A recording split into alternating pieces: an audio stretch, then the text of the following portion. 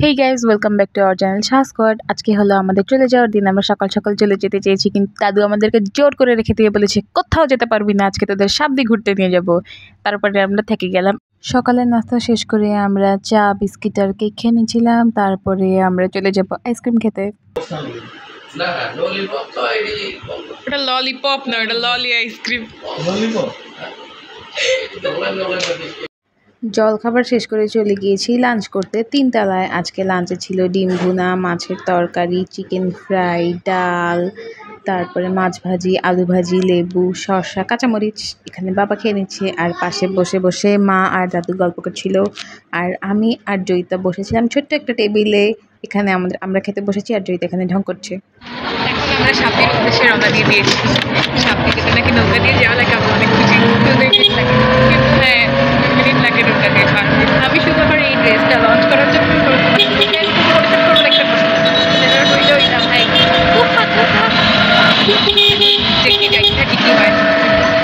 এই তো আমরা রিক্সা করে চলে এসেছি নবীগঞ্জ ঘাটে। এখন আমি বলেছি যে চলো আমরা নৌকা দিয়ে পার হই না, সবাই নৌকা অনেক ভয় পায় আর কি।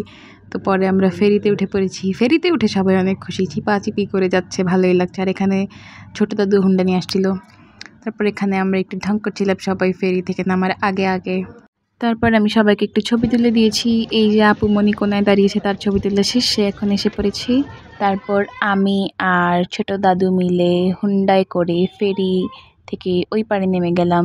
দেন আমি আর দাদু তো হুন্ডায় চড়ে চলে যাব সাবদি, আর সবাই এখানে চিপি করে একটা অটোতে করে যাচ্ছে, কারণ কেউ কিছুই চিনে না, আর সব ছিল মহিলা আর বাচ্চা, তাই আর আলাদা অটো করা হয়নি। এখানে আমি আর দাদু মিলে আরামসে বাতাস খেতে খেতে সুন্দরভাবে যাচ্ছিলাম। এটা ছিল আমার লাইফের সেরা বাইক রাইড, তাও আবার ফার্স্ট টাইম। আমাদের ছোট্ট লালটু অটোর চিপা থেকে দেখে ফেলেছে যে আমরা বাইক দিয়ে যাচ্ছি, তাই সে কান্নাকাটি করে আমাদের সাথে বাইকে চলে আসছে। আর আমি এখানে আমার সুন্দর মুহূর্তের একটা ছোট্ট ভিডিও করে নিয়েছি। আমার ঢং কাকে বলে জাস্ট একবার দেখো, আমি এত হ্যাপি হুন্ডায় উঠে। যাই হোক, হুন্ডায় চড়ে আমরা পৌঁছে গেলাম সাবদি কালীবাড়ি। তো এখন আমরা ভিতরে যাই, চলো। এখানে মোমবাতি আর আগরবাতি কিনে নিচ্ছে মা। তো আমি ঢুকেই মন্দির ঘুরে চলে এসেছি। এখন মা একটু যাচ্ছে নমস্কার দিতে। মানে মায়ের মূর্তিটা এত সুন্দর, আমার অনেক ইচ্ছা ছিল আসার মন্দিরে, যে সাবদি সবাই বলে সাবদি, যে মানে কত সুন্দর। তো মা ফাইনালি মনের আশা আমার পূরণ করেছে। আর এটা হচ্ছে একটা শিব মন্দির, আর পাশে ছিল একটা শনি ঠাকুরের মন্দির।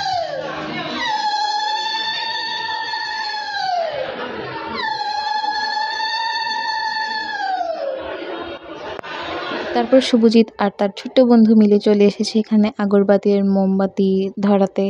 এখানে শুভজিতের বন্ধু খুবই সুন্দর করে দেখাই দিচ্ছিল যে এভাবে করো। আর এই হচ্ছে শনিদেবের একটা ছোট্ট মন্দির। আর এই তো পাশেই হলো, এটা কি মন্দির আমি জানি না এক্স্যাক্টলি, কিন্তু এটা হচ্ছে শিব মন্দির। এখন চলো আমরা শিব মন্দিরের ভিতরে চলে যাই।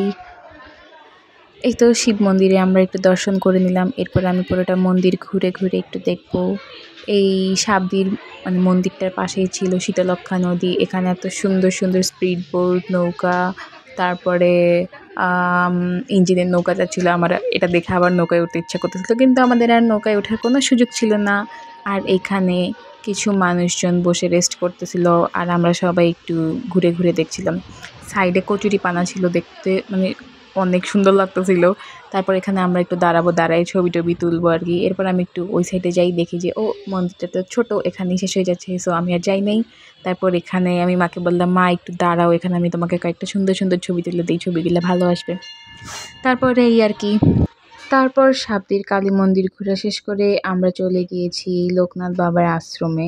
এখানেও রয়েছে মা কালীর একটা মন্দির।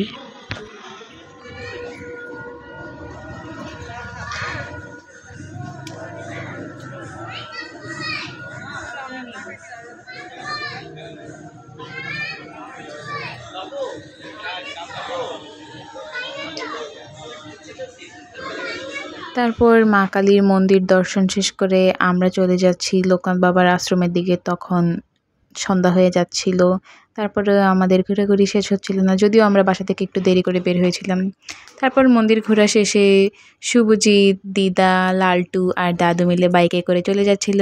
আর আমাদের মন্দির পরিক্রমা শেষ, এখন আমরা একটু ফুচকা চটপটি খেতে যাব। ফুচকা চটপটি খেতে যাওয়ার প্ল্যান হলো, বাট দাদু বলে সামনে একটা পার্ক আছে, চলো তোমাদেরকে একটু পার্ক থেকে ঘুরাই নিয়ে আসি। এখন যাব গ্রিন গার্ডেন পার্কে। দাদু আমাদের জন্য টিকিট কাটছে।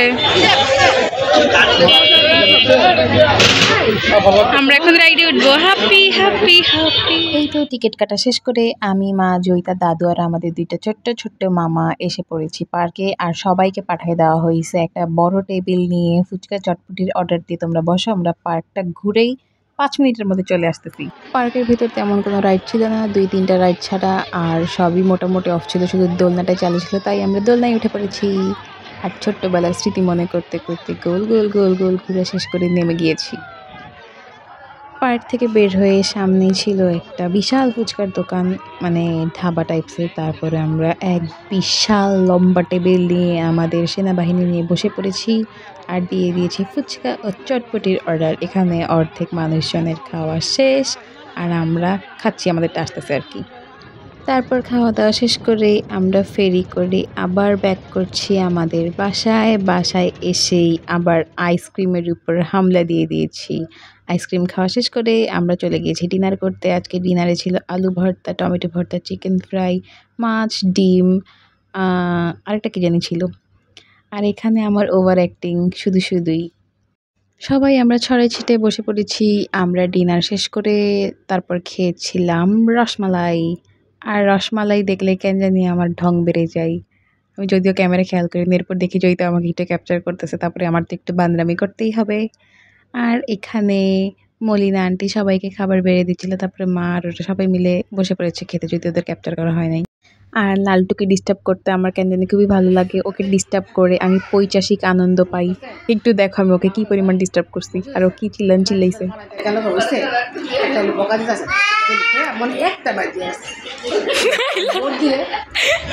একটা মাইট দিয়ে সে কাছে রান্না করে, সে তো মারলো, এরপর আসলে সেনিদা মারলো মাইরা তার পুষতেছে না, তারপরে জুতা আনছে, জুতা দিল একটা দিয়ে সাতটা খাইছে।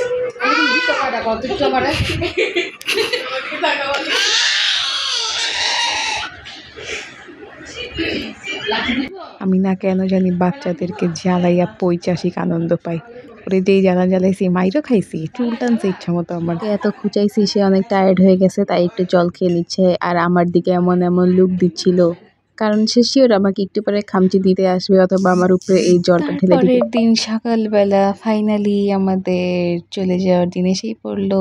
এখানে সকাল সকাল নুডলস রান্না করে দিয়েছে আমাদেরকে। নুডলসটা খুবই মজাদার হয়েছে, আমাদের সবচেয়ে ফেভারিট। তারপর এখানে বিদায় নেওয়ার পালা। আমি ওই যে দুঃখ নিয়ে বসেই পড়েছি চেয়ার টেবিলে। আমার অনেক দুঃখ লাগতেছিল ওদের সবাইকে ছেড়ে যাইতে। এতদিন ছিলাম, এত মজা করছি, মানে আমি ভুলতেই পারবো না। আমি তো পারলে কান্না করে দিই ওখানে। এখানে দেখি শুভজিতের একটু মন খারাপ, ও ওর ছোট্ট বন্ধুদেরকে রেখে চলে যেতে চাচ্ছে না, সে অনেক মিস করবে। আমিও একটু স্যাড স্যাড হয়ে গেছি।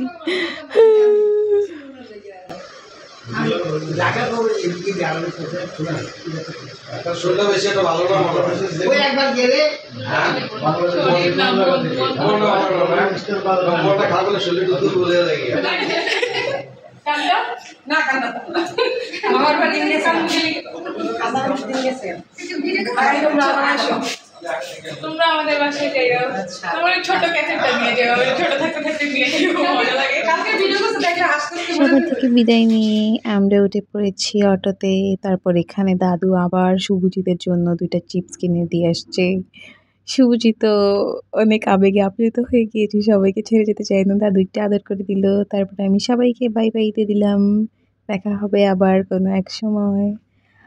এই তো ঘোরাঘুরি শেষ আমাদের। আর এখানে মা বাবা শুভজিৎ এক অটোতে আর আমরা আরেক অটোতে। তারপর আমরা চলে যাচ্ছি, বাসে উঠে পড়বো। দাদু আমাদেরকে টিকিট কেটে দিয়েছে, এখানে আমরা বাসে উঠে যাব। আমার চেহারাটা এরকম চেতা চেতা হয়ে রয়েছে কারণ আমার অনেক রোদ লাগতেছিল।